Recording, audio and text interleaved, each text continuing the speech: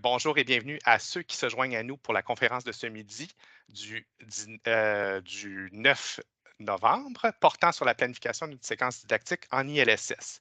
Cette troisième capsule fait suite à la première capsule de présentation des programmes ILSS du 19 octobre et je vais mettre le lien dans le clavardage dans quelques minutes que vous pourrez revisionner. Nos collaboratrices, collègues, conférencières, animatrices ce midi, les sympathiques et généreuses Nicole et Leila, que je remercie à l'avance pour leur contribution ce midi. Donc, Nicole Samontri est conseillère pédagogique en soutien à l'apprentissage du français au préscolaire et au primaire au Centre de services scolaires de Montréal, anciennement enseignante en classe d'accueil, et elle collabore aussi avec Isabelle Anne au ministère pour la compétence culturelle des programmes ILSS. Leila Sadoun est aussi conseillère pédagogique en soutien à l'apprentissage du français pour le secondaire à Montréal et elle est également responsable du soutien linguistique d'appoint au primaire et au secondaire. Mesdames, je vous cède la parole. Bonne conférence à tout le monde et à tout de suite, à tantôt. Bonjour à tous. Je veux d'abord remercier la DILEI qui nous donne l'occasion de voyager à travers les belles régions du Québec. C'est un plaisir de voir tout ce bon monde qui est avec nous aujourd'hui, même si ça fait augmenter le stress. Je vais partager mon écran, puis on va commencer. Je vois que Isabelle Albec est avec nous, fait que je l'invite si elle veut intervenir à tout moment, ce sera bienvenu. La même chose pour Jenny et François.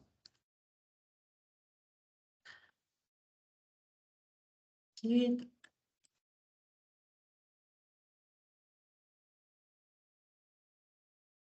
Donc, la capsule d'aujourd'hui a pour titre Comment planifier une séquence d'enseignement en ILSS primaire et secondaire. Elle donne suite à la capsule qu'on a donnée le 19 octobre sur les programmes ILSS ainsi que leur PDA. Donc, lors de cette rencontre, on va rappeler les outils de planification. On va vous proposer 3 étapes qui vont baliser la planification, donc quel choix vous devez faire pour planifier une séquence ou une activité et on va vous présenter quelques ressources. Donc, on rappelle que nos outils de planification sont le programme ILSS au primaire et sa progression des apprentissages, ainsi que le programme ILSS au secondaire et sa progression des apprentissages aussi. Comme l'a dit François, vous pouvez toujours visionner la capsule du 19 octobre si vous voulez vous rafraîchir un peu les idées. Donc, on va aussi rappeler les objectifs des programmes ILSS. Donc, au primaire, le premier objectif, c'est de communiquer au quotidien. Le deuxième, c'est acquérir le niveau de compétences langagières nécessaires pour effectuer des apprentissages dans les différentes disciplines scolaires. Le troisième, découvrir et comprendre la culture de leur nouvel environnement.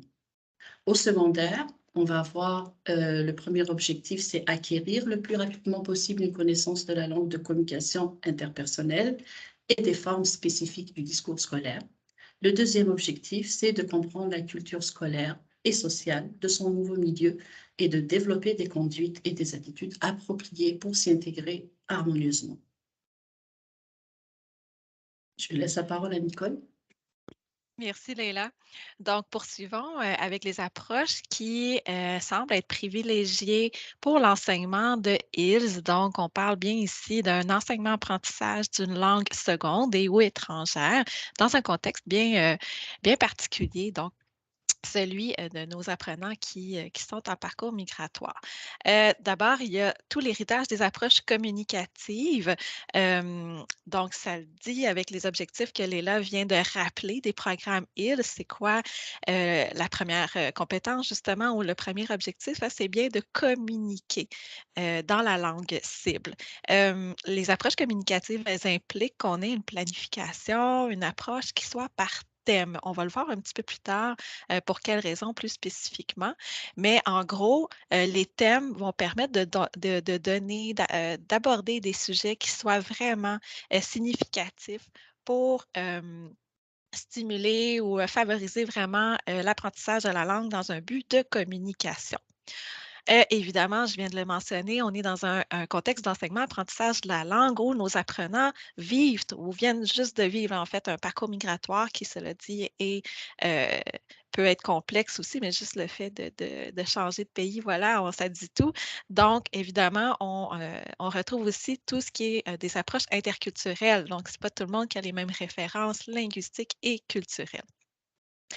La fameuse pédagogie par compétences qui est prescrite finalement là, par tout le PFEQ depuis la réforme aussi. Donc, ILS, à titre de rappel, est aussi une discipline du PFEQ. C'est important de s'en rappeler. On va promouvoir, oui, l'interrelation, bien sûr, entre les compétences disciplinaires des programmes ILS, mais on va aussi avoir en tête justement tout le reste aussi du programme de formation de l'École québécoise. Et finalement, on a l'influence aussi de l'approche partage par action ou l'approche actionnelle aussi que certains nomment. Donc, en didactique des langues secondes, cette approche-là, on va l'avoir peut-être avec des apprenants qui sont un peu plus âgés. Donc, peut-être ici, dans le cas du secondaire, je fais un lien avec le deuxième objectif, pardon, du programme ILS au secondaire, qui est d'apprendre la langue à des fins un petit peu plus spécifiques. Donc, préparer l'apprenant de langue à communiquer dans des situations de vie un petit peu plus spécifiques, que ça sur le plan personnel, académique, professionnel. Donc, c'est là qu'on va imaginer plus des tâches qui soient plus spécifiques, donc l'approche partage. Je veux juste ajouter que si vous voulez approfondir ce qui a été mentionné dans cette diapo, il y a une capsule dans le webdoc Kaleidoscope. Oui, la capsule, elle va Oui. surtout renseigner sur les différentes méthodologies de l'enseignement d'une langue seconde étrangère. C'est très intéressant pour comprendre pourquoi les approches communicatives fonctionnent bien depuis plusieurs décennies, en fait. Ensuite, on voulait vous présenter, puis on va diffuser le lien en même temps que la présentation, bien sûr, une infographie bien humble, là, un peu maison, mais qui se propose de résumer les principes clés pour favoriser l'apprentissage d'une langue seconde. Donc, ici, on a la référence, c'est Françoise Armand qui a su le faire dans un article de 2016. Donc, à travers ce prisme-là, en fait, quand on pense à faire une activité, une tâche, il faut se rappeler quoi? Bien, on va favoriser les interactions orales. Donc, voilà, pour chaque sommet, on a le petit doigt là, qui explique pourquoi, en fait. Donc, ici, pour les interactions orales, donc, justement, pour le développement cognitif des apprenants, c'est l'interaction orale avec les approches communicatives, justement, qui vont permettre là, vraiment de favoriser l'apprentissage de la langue. Je ne lirai pas tout ici, mais ça rappelle, hein, c'est vraiment l'intention de notre rencontre aussi, c'est pour rappeler ces principes-là qui sont derrière les pratiques qu'on préconise. J'aime bien le dernier aussi parce que l'oral est un outil de construction de la pensée. Il ne faut pas oublier que nous, en tant qu'être socialisants, c'est vraiment à travers la langue qu'on va interpréter un monde, puis aussi dans lequel on va façonner un message pour communiquer. Donc, ce n'est pas fortuit, il faut vraiment que cet apprentissage-là passe par les interactions à l'oral. Merci Leila, le petit œil qui est à côté, on a, je pense, les ressources.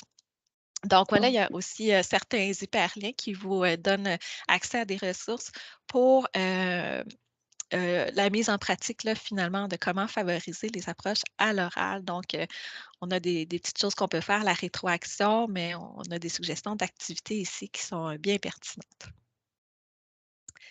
Tu peux juste, oui, voilà. Donc, soutenir l'apprentissage du vocabulaire cette fois-ci. Donc, bon, c'est pas un secret, mais pourquoi plus exactement? Hein? Toujours, pas juste selon Françoise Armand, mais finalement, là, tout ce qu'on préconise là, en didactique des langues secondes. Donc, bien sûr, il faut donner accès à ces mots-là hein, qui traduisent les réalités du quotidien, de ce qu'il vit. Et pour apprendre finalement le français en français. Donc, le lien avec les autres disciplines aussi qui a été abordé précédemment. Puis dans l'œil, pour soutenir l'apprentissage du vocabulaire, qu'est-ce qu'on propose? Donc, on a ici donc toutes sortes de suggestions là, pour enseigner explicitement les mots. On a des ressources. Qu'est-ce qu'on peut faire aussi avec les élèves? Encourager les élèves ou le faire avec eux là, à se construire un lexique imagé. Donc, toutes les petites petites choses qui peuvent faire la différence pour soutenir l'apprentissage du vocabulaire. Je mentionne qu'on va y revenir un petit peu plus tard sur une diapo aussi avec notre reine de l'enseignement explicite du vocabulaire qui est ici présente, ma collègue Léla. Donc, ici, c'est peut-être pour présenter rapidement l'infographie. On va passer à l'autre point. Juste Qui est- ajouter que tous Oui. les éléments en bleu, c'est des liens cliquables qui mènent ou vers des ressources ou bien des vidéos qui vont exemplifier les attitudes et les approches à privilégier. Absolument. Merci. Et le dernier aspect clé, non le moindre, donc légitimer le bagage linguistique et culturel de l'élève. Donc, oui, pour l'aider à enrichir ses compétences en français et dans les langues de son répertoire. Donc, le légitimer, ça ne veut pas nécessairement dire y aller de façon factuelle aussi. Il faut comprendre qu'un élève qui parle une autre langue appréhende, comprend le monde dans plusieurs langues. On parle de plurilinguisme, on parle aussi de translanguaging aussi. Donc, c'est dire que le fait de parler plusieurs langues fait partie de la façon dont l'élève, la personne qui est l'élève, communique et interagit dans son milieu au quotidien. Donc, on va en faire des leviers. Et les explications ici permettent de comprendre pourquoi il faut encourager. On parle d'un bilinguisme additif, mais plus ça va aussi, c'est pas nécessairement de se dire ah, il est bilingue. Non, quelqu'un peut avoir plusieurs types de connaissances dans plusieurs langues et c'est correct comme ça. Et dans les ressources, donc, comment utiliser les langues du répertoire des élèves comme ressources pour l'apprentissage du français? Je pense notamment, bien sûr, à tout ce qui est éveil aux langues. Donc, un site complet là, qui est dédié au projet de Mme Armand et des étudiantes qui sont maintenant elles-mêmes professeurs aussi, donc Élodie. Donc, voilà plusieurs ressources là encore, mais c'est vraiment d'avoir ce qu'il faut retenir, c'est d'avoir toujours constamment ça en tête et ça dès la planification d'une séquence d'enseignement pour un élève qui est en apprentissage du français.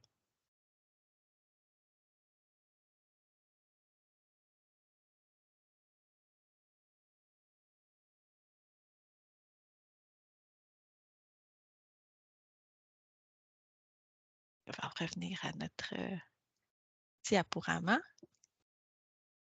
Super, merci. Est-ce que tu avais quelque chose d'autre à ajouter, Nicole? Non, seulement de rappeler que le lien était dans la présentation. La présentation, oui. Absolument. Oui.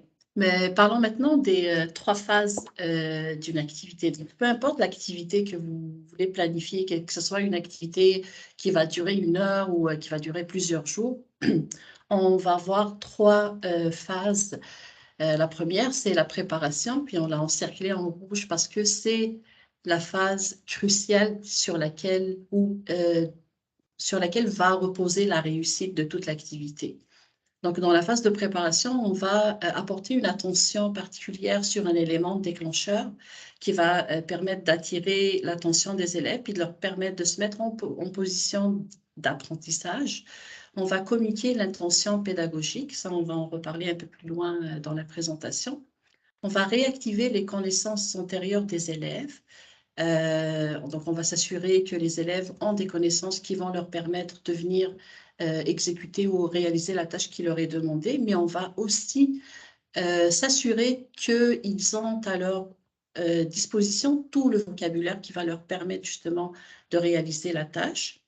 On va aussi informer les élèves sur la production finale. Donc, qu'est-ce qui est attendu de nos élèves à la fin de la tâche? Ça va leur permettre de comprendre qu'est-ce qu'on va faire, puis de se mettre réellement à la tâche.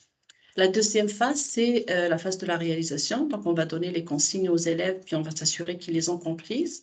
On va modeler.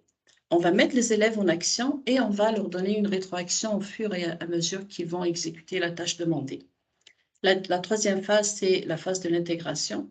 Donc, on va faire une rétroaction avec les élèves, on va réinvestir, faire des transferts et on peut aller aussi plus loin. Ce qu'on doit garder en tête, c'est que pendant ces 3 phases, les élèves réalisent des apprentissages. Donc, d'où l'importance de donner du temps à toutes les phases de l'activité.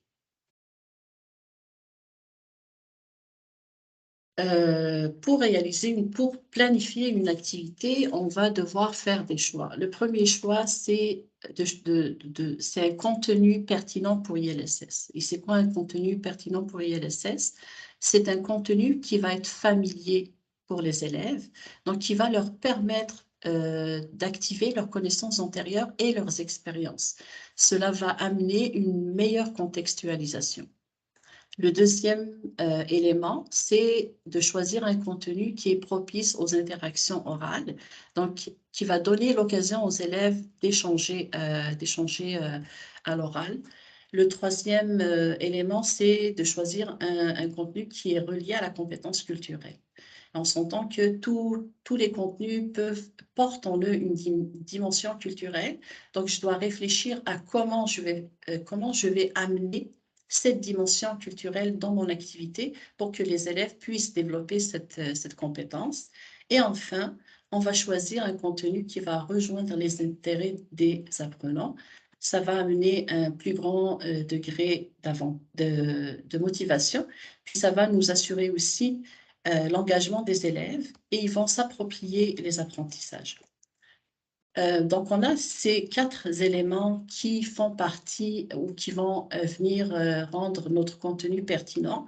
Mais ici, je vais faire une petite parenthèse. Afin de pouvoir justement faire ces choix, on doit avoir quand même une bonne connaissance de nos élèves. Oui, connaître leur degré de développement des compétences, mais aussi de connaître leur vécu, de savoir quels sont quels sont leurs intérêts, mais aussi quels sont les sujets qu'on ne peut pas aborder avec eux. Des fois, peut-être que si je vais aller chercher des éléments avec le bagage linguistique et culturel de l'élève, peut-être qu'il va y avoir des éléments que je ne pourrais pas aborder avec lui, ou peut-être qu'il va y avoir des choses qui vont être plus intéressantes, qui vont intéresser plus l'élève. Donc, bien connaître ses élèves est quelque chose de très important.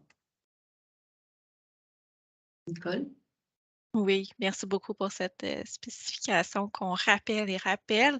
On le sait tous, mais c'est ça, c'est des choses qu'il faut se Oui. rappeler. D'ailleurs, légitimer le bagage linguistique et culturel, c'est aussi prendre en compte les expériences personnelles à chacun qui outrepassent les frontières des pays et de la langue.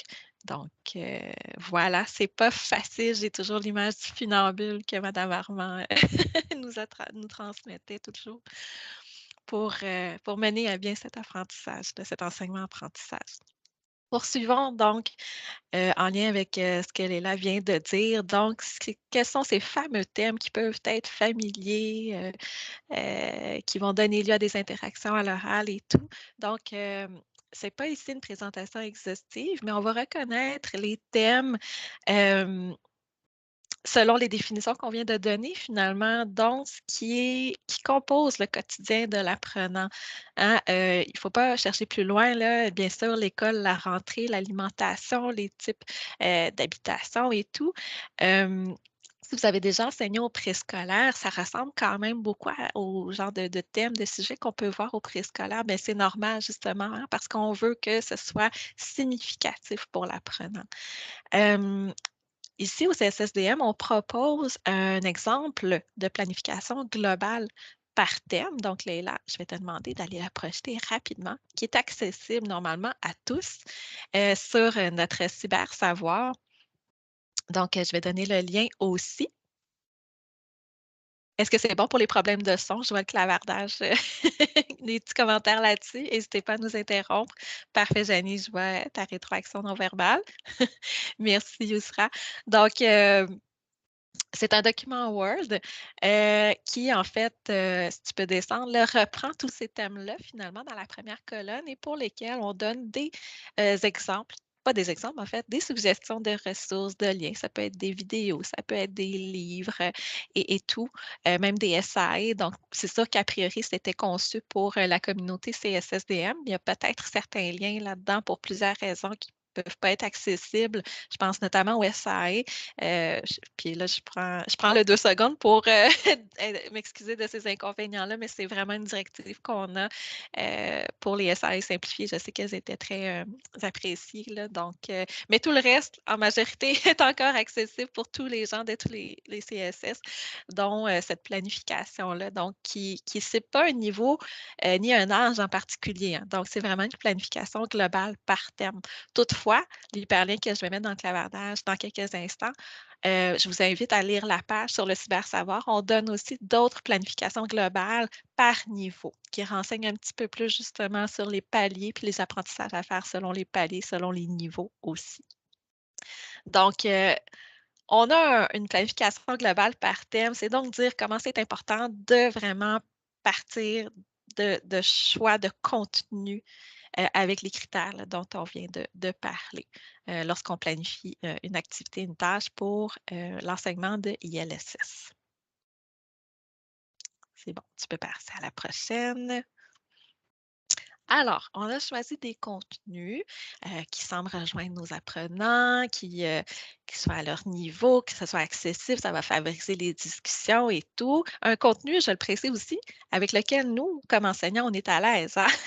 Donc, on connaît aussi le moindrement, puis qu'on pense aussi de manière efficace qu'on va pouvoir réitérer dans les prochaines années. Parce que des fois, on prend un truc qui est dans l'actualité, qui est très actuel, mais des fois, ben, parler de ça un peu plus tard, ça peut être un peu plus compliqué. Puis nous, les profs, hein, on aime ça avoir des choses qui durent aussi, bien qu'on soit ouvert à s'adapter à chaque année.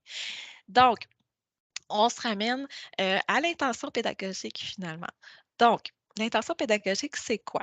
C'est, bon, j'ai choisi un contenu, je pense à des activités que je veux faire, mais qu'est-ce que je veux que mes élèves retiennent au terme de cette séquence-là, comme apprentissage dans le cadre d'intégration linguistique scolaire et sociale. Donc, ce que l'apprenant sera capable de me démontrer, de manifester de manière globale. Une intention pédagogique, ça peut se formuler avec des termes comme, donc vous voyez là, au terme de la séquence, là, mes élèves vont avoir découvert ou vont découvrir quelque chose, vont être capables de s'exprimer, de parler de quelque chose, ils vont comprendre, vont être sensibilisés à quelque chose. Donc, de manière globale, en lien avec le sujet, en lien avec l'apprentissage, la langue aussi, on va être capable de formuler une intention pédagogique. Ça nous indique que oui, on peut y aller avec ce contenu-là, avec ces activités-là. L'intention pédagogique, elle se nuance légèrement de l'objectif pédagogique, qui, lui, se traduit en un résultat qui soit visible, concret, observable, en lien avec les apprentissages faits pendant la séquence. Qui dit apprentissage, on pense à quel document? La PDA. Donc, pourquoi c'est une suite à notre présentation? Justement, on a dit que c'était un outil de planification. Donc, on voit ici là, comment ces documents-là, oui, ils ne doivent pas être très loin de nous, mais là, comment on les implique là, dans notre planification. Donc, on a choisi notre contenu. Là, on commence à regarder Programme ILS. Justement, parlons du programme et de la PDA, c'est là que je vais aller chercher, donc dans le programme, je vais aller chercher les objectifs que je veux travailler avec mes élèves. Je vais aller chercher la compétence, là où les composants de la compétence que je veux travailler. Dans la PDA, on va aller chercher les connaissances en lien avec mon objectif et aussi les stratégies. Les stratégies qui ne sont pas évaluées, mais qui ont une grande importance parce que c'est avec ça que mon élève va développer son autonomie. C'est avec les stratégies que mon élève va apprendre à apprendre. Donc, elles doivent prendre une place aussi importante que tout le reste. Et aussi, je vais penser à comment je vais différencier, comment je vais faire pour aller rejoindre tous mes élèves pour qu'ils puissent réussir, pour qu'ils puissent atteindre l'objectif qu'on s'était tracé. Et enfin, je dois penser à quelles sont les traces que je veux avoir en lien avec l'objectif pédagogique. Quelles sont les traces qui vont me permettre de dire oui, mes élèves ont atteint l'objectif ou non, ils ne l'ont pas encore atteint et qu'est-ce que je dois faire pour y arriver. Oui, puis la différenciation, ça me permet aussi de dire, Léla, puis tout le monde, comme si c'était une discussion entre Léla et moi, ce qu'on vous présente ici, bien sûr, c'est la couleur CSSDM. On sait qu'il n'y a pas des classes d'accueil partout dans toute la province et tout. Nous, on vient vraiment dans un esprit complet de partage pour pouvoir peut-être vous inspirer. Puis, pourquoi ça m'a fait penser à ça à ce moment-là? Donc, la fameuse différenciation, bien, c'est sûr que nous, dans nos classes d'accueil, il y a tous les âges, tous les niveaux, tous les paliers. Donc, c'est important d'y penser, là, peu importe le modèle de service dans lequel on est, mais ça fait toute la différence aussi de planifier en fonction, en fait, de planifier des tâches pour lesquelles on sait qu'il va falloir adapter selon les niveaux. Donc, ça, c'est trop difficile, ben, peut-être on va reculer d'une étape, on va cerner un meilleur sujet qui soit plus accessible, justement, même pour les débutants. Déjà, l'étape 3, le choix 3, appelez-le comme vous voulez. Donc, oui, on a pensé au contenu, oui, on a pensé à l'intention pédagogique, on a fait nos liens avec nos documents prescriptifs, toujours en lien avec les prescriptions du programme, des programmes ILS. On va penser à des activités, des tâches aussi micro qu'elles peuvent être ou qu'elles se déroulent en plusieurs heures, voire plusieurs jours, des activités qui sollicitent les 3 compétences langagières à la fois. Donc, ça aussi, il faut s'en rappeler. On pense à quelque chose qu'on veut faire en classe avec les élèves qui sont en apprentissage du français, mais faites x3 tout de suite. Est-ce que j'ai ma dimension orale, lecture, écriture aussi petite qu'elle soit, même s'ils sont débutants, on va lire le mot, on va décoder, on va le dire le mot, on va le mettre en contexte. Bon, je ne vais pas brûler la diapo de Léla, mais je pense que vous comprenez ce que je veux dire. Donc, c'est la nuance peut-être là, qui diffère avec l'enseignement en classe ordinaire, là, dans l'approche justement de l'activité et l'étape sur laquelle on va passer un petit peu plus de temps finalement. Donc, des activités qui sollicitent, oui, les 3 compétences langagières. Il y a 3 petits points parce qu'il y a une suite à la prochaine diapo. Je veux juste ajouter que Oui. si on regarde les 3 phases de planification qu'on a vues tout à l'heure, juste là-dedans, on pourrait aller solliciter les 3 compétences. Exemple, mon objectif, c'est de développer la compétence en écriture avec, bien sûr, une composante ou un élément. Je vais faire tout ce qui est réactiver les connaissances antérieures, je pourrais le faire à l'oral. Ou alors peut-être que je vais faire l'élément déclencheur, je vais le faire à l'oral. Je vais venir demander aux élèves de faire des lectures en lien avec le sujet pour venir justement réactiver leurs connaissances antérieures. Puis je vais arriver à mon activité en écriture et je vais revenir à l'oral avec ma rétroaction avec les élèves. Merci beaucoup, Léla. Oui, c'était vraiment une mise en pratique, en pratique, en fait, une exemplification pertinente. Est-ce que ça va avec les visages et les diapos? Je vois des commentaires dans le clavardage. J'ai arrêté de nous mettre en évidence. De mon côté, ça va. OK, parfait. Donc, n'hésitez pas. Merci beaucoup pour ceux qui répondent. Donc, voilà, oui. Toujours penser aux 3 compétences, aux 3 dimensions, hein, finalement, d'une langue, à l'oral, la lecture, l'écriture, ou quand même, donc, ou référant aux activités, où l'oral demeure un socle. Hein. On apprend, on commence avec l'oral, on termine à l'oral, on fait les apprentissages à l'oral.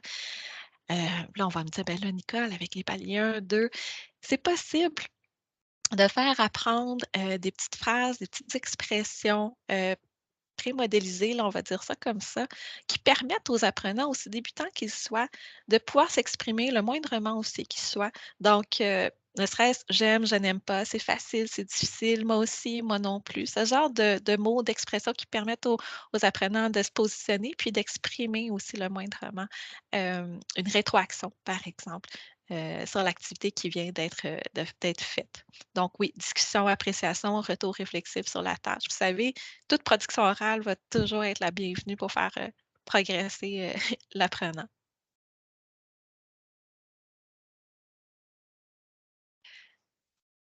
Donc, si tout ce qu'on vous a présenté aujourd'hui, avec les 3 phases de réalisation et tout, semble peut-être s'accorder avec des projets, des activités, des séquences qui prennent plusieurs heures, peut-être plusieurs jours. On pense à des SAE, on pense à des thèmes qui vont être travaillés par projet. Toutes les modalités sont bonnes. Quand on enseigne la langue, de surcroît avec le programme ILS, il ne faut pas négliger toutes les petites occasions du quotidien aussi pour travailler les 3 compétences. Ces petites occasions-là, elles ont un potentiel pédagogique équivalent, en fait, à celles qui demandent aussi beaucoup de planification. On ne dit pas de faire juste ça, on demande encore là le funambule, l'équilibre didactique entre toutes ces activités-là. En fait, ce qu'on dit, c'est qu'il ne faut pas les négliger. Donc, on peut partir de quelque chose qui arrive dans la classe. Vous savez, les élèves arrivent toujours avec des questions là, de l'extérieur un peu parce que finalement, on finit par être une personne ressource pour l'intégration, ça le dit, intégration linguistique scolaire et sociale. Donc, ici, on a pris pour l'exemplifier, un thème qu'on a présenté, qui faisait partie des thèmes présentés auparavant. Donc, par exemple, les métiers. Donc, écoutez, là, ça me vient comme ça, je ne sais pas, la TES fait une intervention en classe ou auprès de l'élève. Donc, on rappelle, TES, ça veut dire quoi? Technicienne en éducation spécialisée. Qu'est-ce qu'elle fait? C'est son métier. Puis là, on peut débouler comme ça. C'est juste pour donner un exemple comment, des fois, il ne faut pas chercher plus loin. Puis il y a des choses qui arrivent. En fait, il y a tellement de choses qui arrivent dans la vie scolaire que des fois, on peut partir de ça. Donc voilà, si je poursuis avec les métiers, on peut en profiter pour faire nommer les métiers qui sont côtoyés au quotidien. Donc, toujours le lien avec le quotidien, l'environnement de l'apprenant, enseignant, chauffeur, caissier, caissière. Donc, environnement aussi au terme social, donc dans les commerces, etc. Et à partir de là, on se dit, finalement, quand je travaille tout le vocabulaire qui est relié au thème des métiers, je peux voir le genre du nom. Donc, on fait le féminin, le masculin avec les mots. Je peux travailler les verbes d'action aussi en décrivant les métiers, les temps de verbe aussi. Donc, on part d'un thème, d'un sujet, puis là, après ça, on réfléchit à tous les apprentissages qui sont souvent, je vais vous dire, intuitifs pour un enseignant de langue et qui vont être probablement prescrits par la progression des apprentissages, dépendamment aussi du palier de l'élève.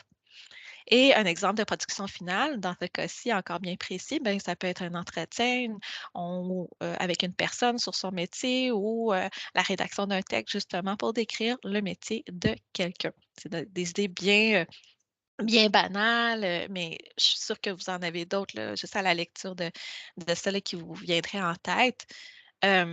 Les thèmes n'ont pas d'âge non plus. C'est vraiment les tâches qu'on va donner qui vont déterminer justement qui vont être plus adaptées là, selon les apprenants. Donc, sur ça, je laisse ma collègue poursuivre sur le même thème, mais au secondaire. En secondaire, en prenant le même thème, celui des métiers, on a dit tout à l'heure qu'on doit choisir des tâches qui vont permettre à l'élève qui vont être signifiantes pour l'élève. On le sait que pour les adolescents, ils commencent déjà à travailler. Exemple, j'ai un élève qui arrive et il est très fatigué. Quand je lui demande pourquoi, il me dit j'ai travaillé hier soir, ça pourrait être une amorce pour justement travailler, pour parler du travail qu'il fait à temps partiel, mais aussi de leur demander quel métier ils veulent faire dans un avenir plus proche que pour les élèves du primaire. Donc, on pourrait amorcer une recherche sur les études à faire pour tel ou tel métier. On va s'informer sur les métiers qui se retrouvent dans la zone géographique dans laquelle on se retrouve. On va travailler tout le vocabulaire on va les outiller avec le vocabulaire qui va leur permettre de faire une entrevue ou alors plus pour rédiger un CV, une offre d'emploi. Dans les échanges aussi, on pourrait mettre les élèves en groupe et leur demander de choisir un métier qu'ils veulent décrire. Donc, ça va amener une discussion, mais aussi une négociation. Ils vont devoir justifier leur choix. Et comme tâche finale, ça peut être, comme je vous l'ai dit, rédiger un CV, faire une lettre de motivation ou un texte dans lequel ils vont justifier le choix du métier. Oui. Juste avant que tu poursuives avec le vocabulaire, ce qu'on veut dire par là aussi, c'est que je pense que je vais me répéter là, en fait. C'est juste que le quotidien est là, il ne faut pas chercher plus loin des fois. Puis, en fait, il y a plusieurs recherches qui disent que les enseignants de langue seconde vont puiser beaucoup dans ce qu'on appelle leur répertoire didactique, qui, lui, est formé de toute la façon dont eux-mêmes ont appris une langue. Nous, au CSSDM, on a beaucoup d'enseignants qui sont issus de l'immigration, qui ont eux-mêmes vécu le parcours migratoire. Et souvent, on le voit, ça va teinter, ça va influencer aussi leurs pratiques en classe, ce qui n'est pas une mauvaise chose. Tout ce qu'on dit, c'est que ce que tu penses intuitivement à enseigner à tes élèves, ben, c'est ça, avec tous les critères qu'on vient de présenter. Regarde si ça rejoint leurs intérêts, c'est à leur niveau et tout.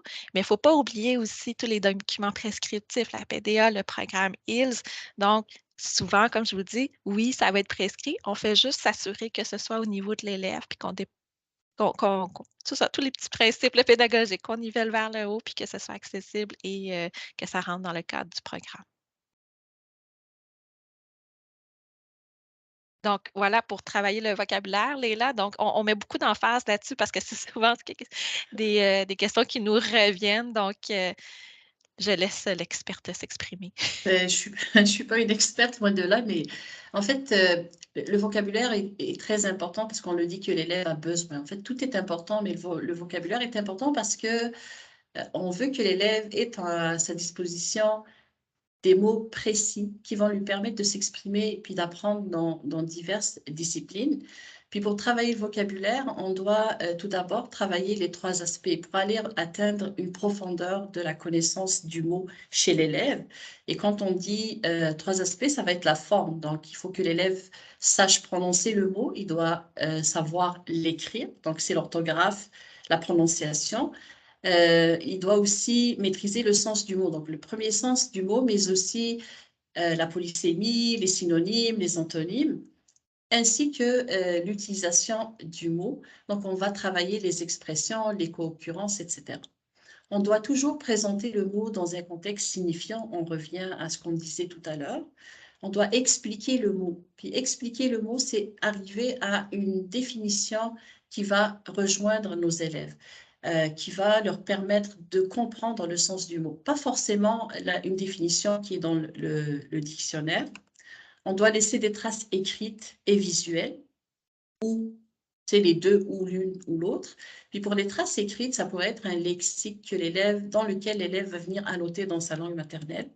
On doit multiplier les contextes parce que afin que l'élève s'approprie le mot, il doit le réutiliser plusieurs fois. Et on va jouer avec les mots aussi. Et là, je laisse Nicole nous parler des Oui. exemples qui sont là. Oui. Bien joué avec le mot. Donc, il y a toujours le classique, hein, le détective. Donc, écrire le mot, peut-être pas dans le front, là, mais bon, sur un tableau auquel l'élève, le détective, fait dos.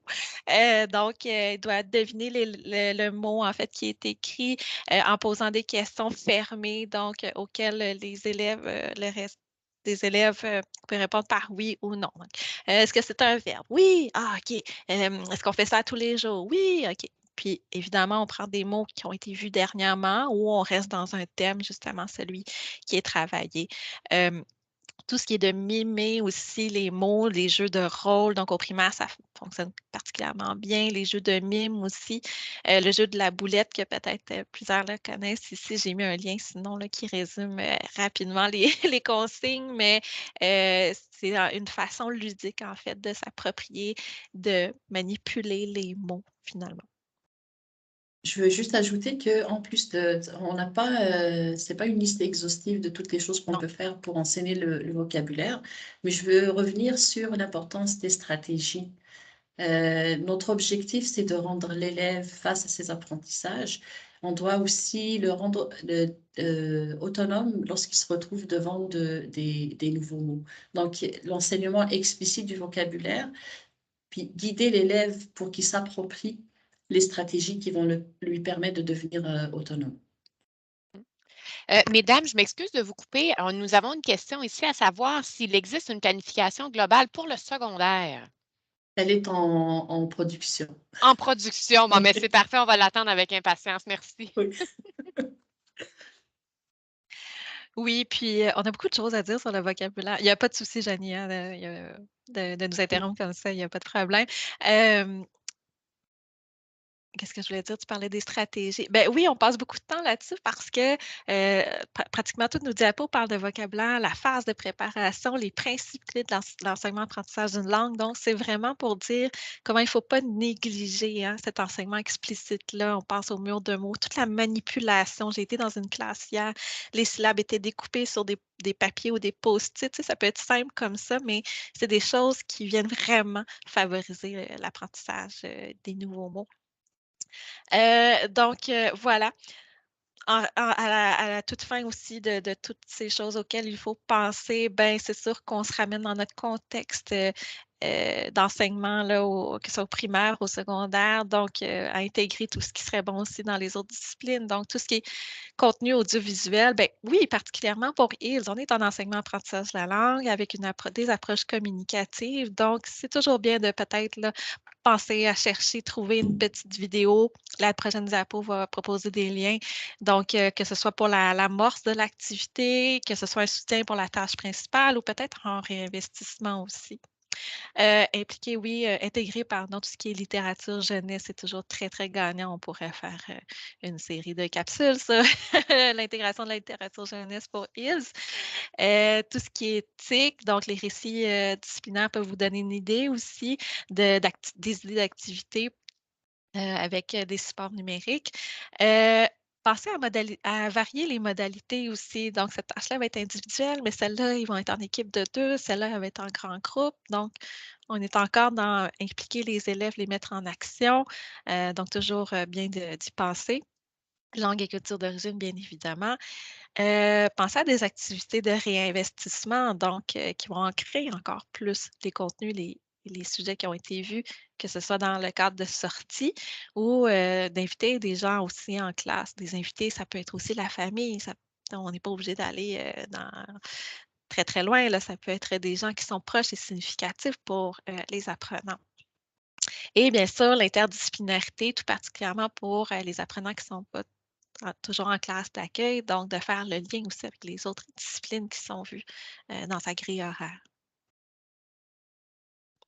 Et on termine avec la diapo des ressources. Donc, je pense que vous le savez, vous recevrez le diaporama en PDF. Donc, les hyperliens sont là. Ce sont ceux qu'on conseille aussi à nos propres enseignants au CSSDM.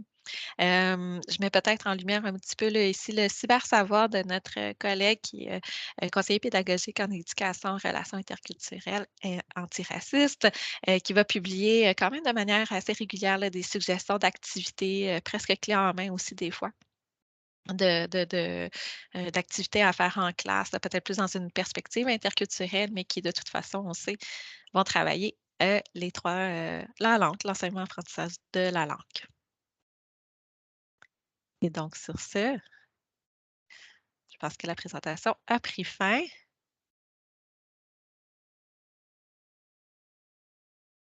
Je laisserai peut-être